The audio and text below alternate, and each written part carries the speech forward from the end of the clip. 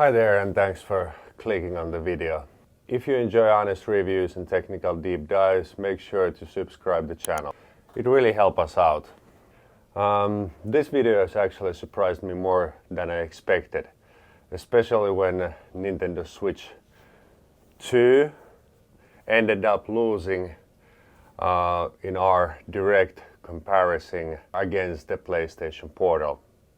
Today we're taking a deep look at how Nintendo Switch 2 performs in real-world use. We will cover what the Nintendo Switch does really well, where it struggles, and for who this console is actually for.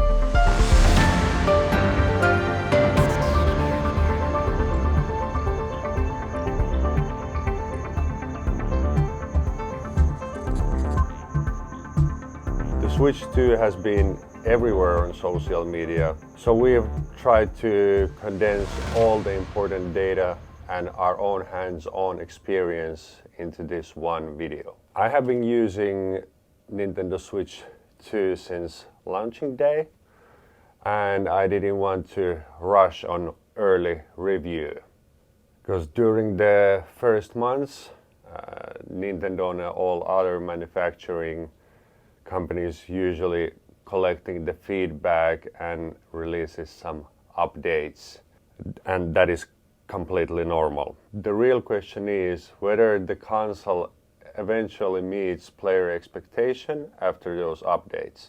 But let's not waste any more time, let's jump straight into it.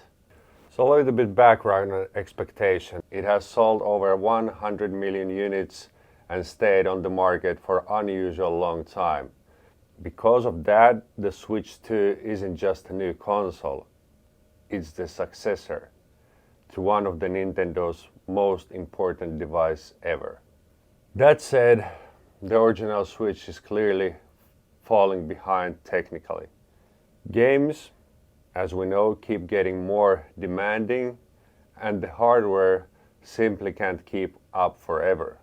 Still, Nintendo has a long history of reinventing handheld gaming, as we know.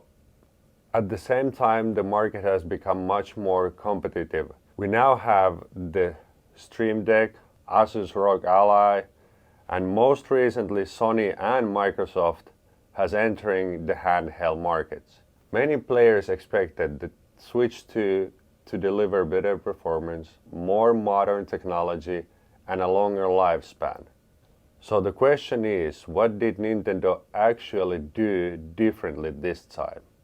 From the beginning, it was clear to me that the Switch 2 could compete with PlayStation or Xbox Series consoles or high-end gaming PCs. It still managed to surprise me positively, especially in docked mode where 4K output becomes available.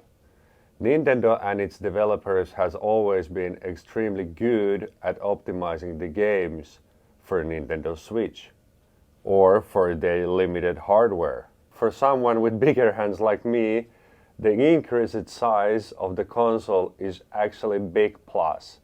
The display is also noticeably larger compared to the original Switch, which improves the overall experience. Let us quickly go over the most important technical features which you can see now in the screen. One interesting detail is the dual USB ports.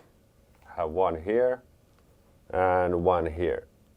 Either side has, so you can choose freely where you want to plug in your Switch. The Switch 2 also supports third-party USB webcams, so you are not locked into Nintendo's own accessories. The downside is that most third-party docks either don't output the video or come with heavy limitations. This is probably because Nintendo has clearly restricted the USB-C interface to discourage third-party docks. Charging, however, works with almost any cable and adapter. After about 6 months of daily use, battery life averages around 2 hours, 2.5 hours of gameplay under normal conditions. Battery life drops dramatically, and you will see in real example of that later in this video. Game releases have been fairly slow. At launch there were only a handful of titles, with the next major releases arriving late in the fall, just in time for the holiday seasons. I picked up all launch titles, including Mario Kart World, Cyberpunk, Street Fighter, Hitman, Bravely Default Flying Fairy, which I have been already spent over 15 hours playing this one alone. By the way, Bravely Default Flying Fairy is one of the coolest remaster version of Nintendo DS original game. Dedicated reviews for these games are coming soon, so make sure to subscribe and let me know in the comments which Switch 2 game you have been playing the most, or what you buy the first. But I highly recommend Bravely Default, specifically if you are the grinding type of guy. Now let's talk about the pricing, and this is where things get painful. Here in cold Finland, the Nintendo Switch 2 launched at around 620 euros bundled with the Mario Kart World. The game alone cost about 80 euros.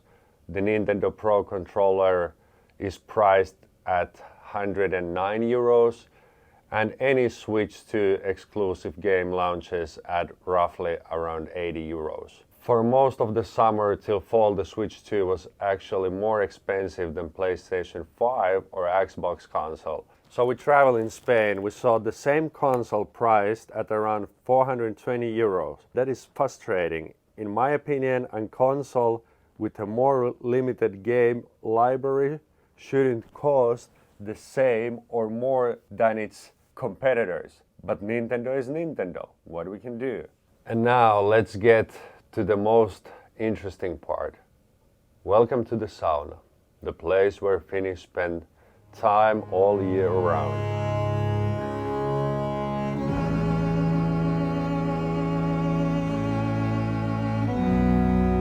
So I'm gonna heat it up, the sauna. At the moment it's 40 Celsius degrees.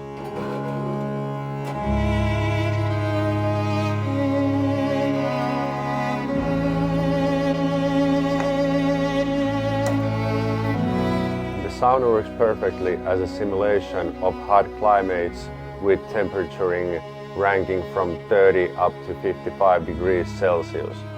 Our sauna can go even higher. The test is intentionally extreme. Both devices were fully charged, screen brightness set to maximum, and Wi-Fi enabled on both devices. After about 23 minutes of gameplay, the Switch 2 fans were screaming. Battery dropped to 3%, the PlayStation Portal remaining silent, with over 90% battery remaining. So, the result was clear. The Switch 2 simply can't compete with the PS Portal in high temperature environments. And the reason is simple. The Portal is a streaming device, while the Switch 2 is full hardware that needs active cooling. So now you know what will happen in Arctic Circle with Switch 2, or in hot Africa or Dubai or southern countries. Now, the Switch 2 is a great fit for families, younger players, and shared game nights. As a main living room console, it doesn't quite match what Sony or Microsoft offer for the same price. That said, Nintendo has always been different, and there is something special about their consoles that makes gaming enjoyable. If your financial situation allows it, the Switch 2 can absolutely be worth it for the entertainment value alone. I've been personally enjoyed the first 6 months with the console a lot. Hopefully prices will drop toward the end of the year and competition will normalize again. We will keep working on the new videos, and if you want to support that, make sure to subscribe. That helps us a lot. Thanks for watching. Bye.